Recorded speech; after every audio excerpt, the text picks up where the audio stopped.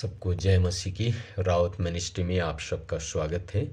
Ministry को subscribe करें, comment करें, शेयर करें ताकि प्रति भोर को आपके पास वचन आए, आप आशीषित हो। आमीन। सो प्रिय भाई और बहनों, आज की सुबह के समय जो प्रभु का वचन परमेश्वर हमें दे रहा है, भजन संहिता 19 और उसका 14 पद में इस प्रकार से लिखा है, मेरे मुंह के वचन और मेरे हृदय का ध्यान तेरे सम्मुख ग्रहण योग्य हो।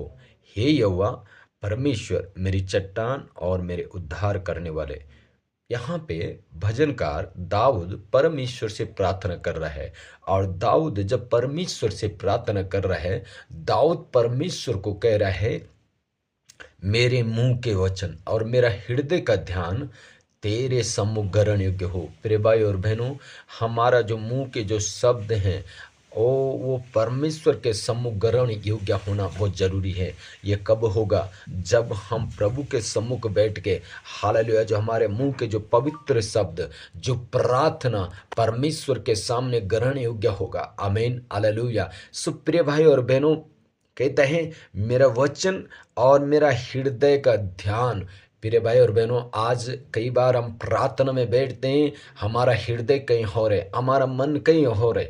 तो अगर हमारा मन कहीं हो रहे और हम बैठे प्रार्थना में हैं, तो वो प्रार्थना ग्रहण नहीं होगी, वो वचन ग्रहण नहीं होंगे, क्योंकि हम बैठे तो हैं प्रार्थना में, लेकिन अगर हमारा मन कहीं हो रहे तो बैठ के कोई फायदा नहीं है। परमेश्वर उसको सुनेगा नहीं, परमेश्वर उसको सुनता है। इसलिए वो कहता है, मेरा हृदय का ध्यान और मेरे मुंह के वचन तेरे सम्मुख क्या हो, ग्रहण हो गए। तो ये हमारा हृदय परमेश्वर के साथ कनेक्ट होना, हमारा हृदय, हमारा मन परमेश्वर के साथ कनेक्ट हो। यानी जब आप प्रार्थना में बैठते हैं, सचमुच में रियल में आत्मा में प्रार्थना करना। अगर हमारा हृदय, हमारा मन इधर उधर डुल रहा है, तो प्रिय भाई और बहनों, हमारी प्रार्थना सुनी नहीं जाएगी। इसलिए भजनकार कहता है कि मेरे मुंह के वचन और मेरा हृदय का ध्यान तेरे सम्मुख ग्रहण योग्य हो। जब आप ध्यान करते हैं, जब आप प्रार्थना करते हैं, ओ तो पूरी रीति से परमेश्वर के साथ कनेक्ट होना।